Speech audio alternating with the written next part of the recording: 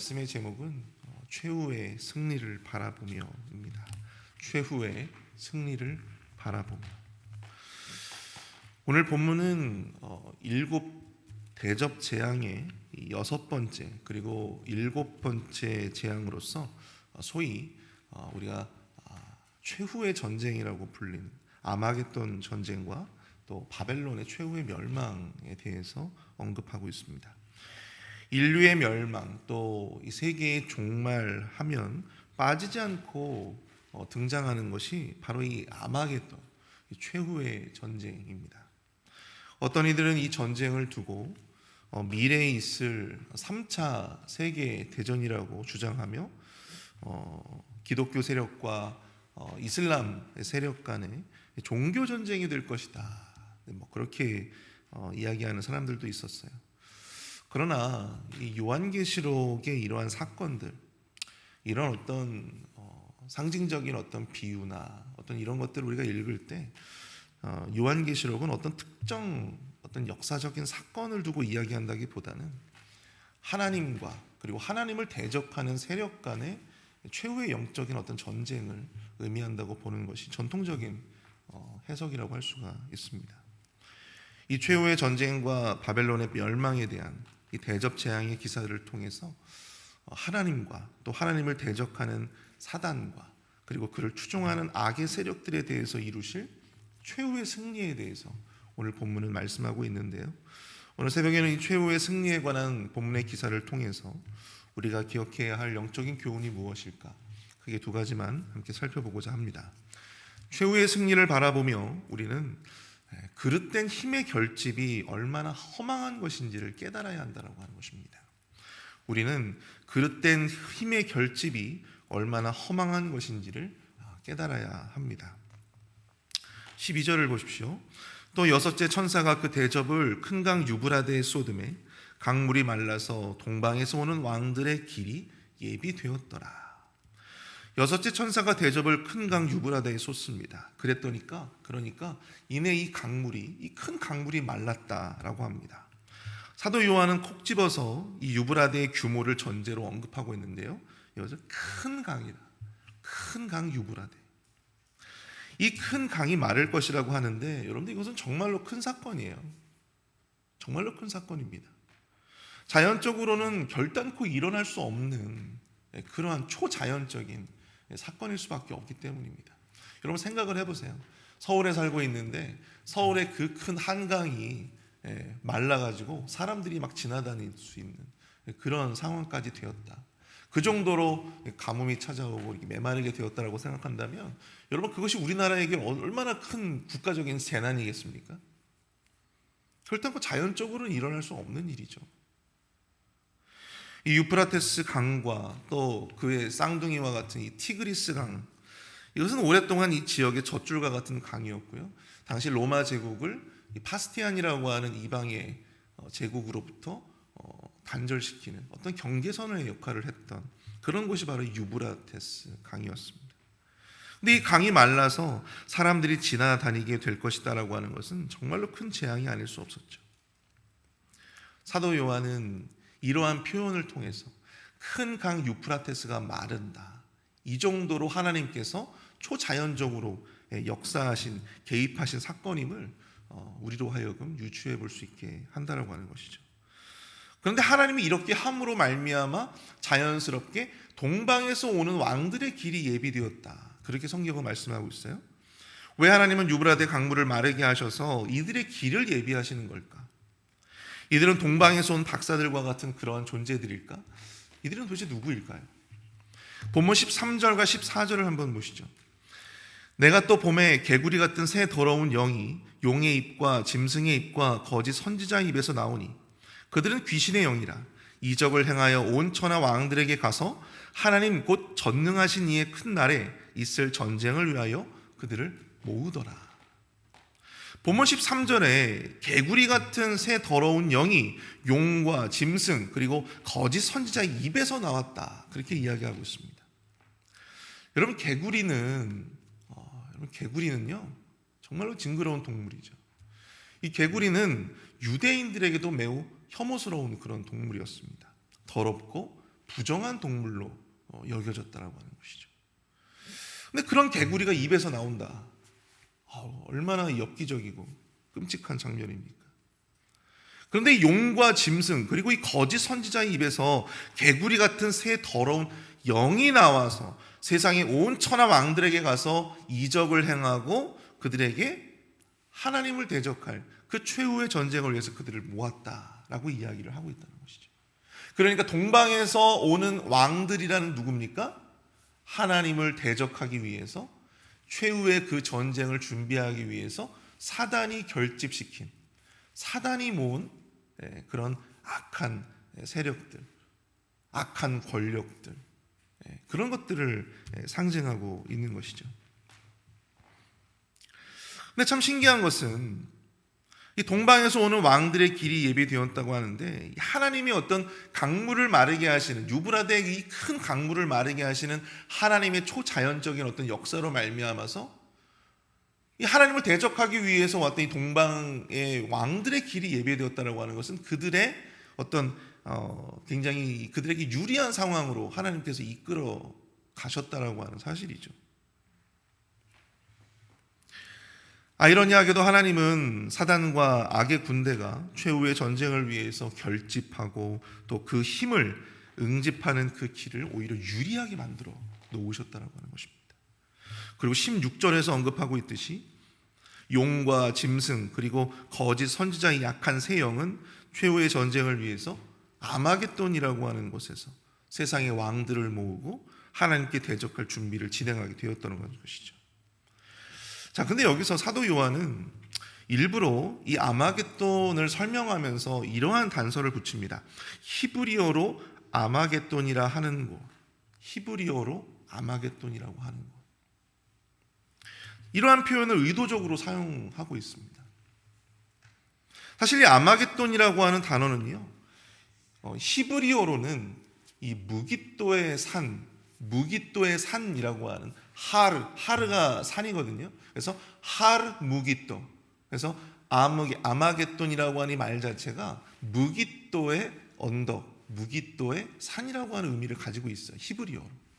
그런데 똑같이 이 아마겟돈이라고 하는 말은 아람어로는 어떻게 표현을 하고 있냐면, 어떤 의미가 있냐면 회합의 산, 결집의 산이라고 하는 의미를 담고 있다고 합니다. 실제로 이 무깃도라고 하는 지역이 여러분들 실제로 존재합니다. 여러분들 성지순례를 가시면 이 무깃도라고 하는 지역을 보시게 될 것입니다. 역사적으로 이 무깃도는요, 여호수아가 정복한 가나안의 여러 성들 가운데 하나였어요. 그리고 남유다의 마지막 성군이라고 불리는 요시야 왕, 그 요시야 왕이 바로의 느고와 더불어 전쟁을 펼치다가 사망했던 그러한 안타까움이 있는 곳이었습니다. 또한 사도 요한이 일부러 이 아람어가 아니라 히브리어로 이것을 히브리어로 아마겟돈이라고 하는 것을 강조한 이유는 아마겟돈을 사단과 악한 왕들이 하나님을 대적하기 위해서 이 회합하고 그 힘을 결집시킨 그런 모임의 장소로서의 의미보다, 여러분 성경에서 산이 가지고 있는 독특한 의미가 있는데요. 그것이 무엇이냐면, 여러분 하나님께서 언제나 이 구름을 동반하시고 어디에 머무시냐면, 어디에 임재하시냐면 이 산에 임재하셨다고 하는 것이죠. 시내산에서 그러하셨고 또 호렙산에서 그러하시잖아요. 그러면 하나님께서 이 성경에 나와 있는 어떤 이 산이라고 하는 이런 장소는 아주 신령한 장소이고 또 하나님이 임재하시는 아주 특별한 의미를 가지고 있는 그러한 장소이다라고 하는 것입니다. 이 히브리어로 특별히 산이라고 하는 것을 강조한 이유는 아무리 하나님을 대적하는 사단의 세력이 결집한다 하더라도 결국 그 장소는 뭐가 될 거라는 거예요? 하나님의 임재와 또 하나님이 이스라엘을 대신해서 대신 싸우시는, 또 승리하시는 그러한 영적인 신령한 장소가 될 것임을 이야기하고 있다고 하는 사실입니다. 이 아마겟돈이라고 하는 단어는 매우 중의적인, 이러한 의미에서 매우 중의적인 의미라고 할 수가 있는 것이죠. 사도 요한은 바로 그러한 의미로 히브리어로 아마겟돈이라 하는 것, 그것을 강조하고 있었습니다. 하나님을 대적하는 모든 회합, 그리고 하나님을 대적하는 그 모든 힘의 결집, 그 모든 계획, 그 모든 수단, 하나님께서는 모두 그것들을 최후에는 무용지물로 만들어 버리실 것입니다. 세상 그 어떤 것도 그보다 허망한 것이 없다고 느껴지리만큼 하나님은 그것들이 준동하여 하나님을 대적하도록 내버려 두지 않으실 것이다라고 하는 것이죠. 하나님이 그들을 일시적으로 형통하게 하셔서 그들이 오는 길을 예비하실 수도 있지만, 그들은 그것을 자기 스스로 승리라고 말하면서 그렇게 자만하면서 그렇게 살아갈 수 있지만, 그 모든 그 악인들의 그 죄의 일시적인 형통은 최후의 승리를 위한 큰 그림, 최후의 승리를 위한 하나님의 빌드업이다. 우리가 이 말씀을 통해서 생각해 볼 수 있는 것이죠. 하나님을 대적하는 그 어떠한 힘의 결집도, 어떠한 회합도, 어떠한 모임도, 그 어떠한 계획도 하나님은 무의미하게 만들어 가실 것입니다. 우리가 어제 김준현 목사님을 통해서 우리가 그러면 어디에 서 있어야 하느냐라고 하는 어떤 그런 질문을 여러분들에게 드렸어요. 그러한다면 하나님의 최후의 승리가 우리의 앞에 이미 예정되어 있다면 우리는 과연 그러면 어디에 서 있어야 하겠느냐라고 하는 것입니다. 하나님을 대적하는 그 회합의 자리에 서 있으시겠습니까? 아니면 하나님이 임재하시고 하나님의 승리하심을 바라보는 그 아마겟돈의 그 자리에 서 계시겠습니까? 하나님을 대적하고 교회를 대적하는 자리가 아니라, 그런 모임과 그런 회합의 산이 아니라 하나님의 자리, 하나님이 임재하시는 그 삶의 현장 속에서 최후의 승리를 바라보시며 하루하루를 살아가시는 그 승리를 온전히 바라보는 저와 여러분들이 되실 수 있기를 축복합니다. 최후의 전쟁과 멸망을 바라보며 우리는 두 번째로 두려움에 갇히기보다 깨어 자신을 지키기 위해 노력해야 한다라고 하는 것입니다. 두려움에 갇히기보다 깨어서 자신을 지키기 위해 노력해야 한다. 17절을 보십시오. 일곱째 천사가 그 대접을 공중에 쏟음에 큰 음성이 성전에서 보좌로부터 나서 이르되 되었다 하시니. 이제 일곱째 천사가 대접을 공중에다가 쏟습니다. 여섯 번째 천사는 그 대접을 어디에 쏟았어요? 강물에 쏟았잖아요. 유브라데 강에. 근데 일곱째 천사는 공중에다가 그것을 쏟습니다. 그러자 성전의 보좌로부터 이러한 큰 음성이 들리게 되는데요. 되었다. 마치 십자가에서 예수님이 돌아가실 때 다 이루었다 하시면서 그렇게 세상을 뜨신 것처럼, 이 말은 히브리어로 게고넨이라고 하는데요. 모든 것이 끝났다. 모든 것을 다 이루었다 라고 하는 그러한 의미입니다. 18절부터 20절까지의 말씀들을 쭉 보십시오. 여기에는 사단과 사단을 추종했던 세력들이 얼마나 허망하게 없어지는지, 얼마나 허망하게 멸망하게 되어지는지를 묘사하고 있어요. 18절부터 20절까지의 말씀을 보십시오. 번개와 음성들과 우레소리가 있고 또 큰 지진이 있어. 얼마나 큰지 사람이 땅에 있어 온 이래로 이같이 큰 지진이 없었더라.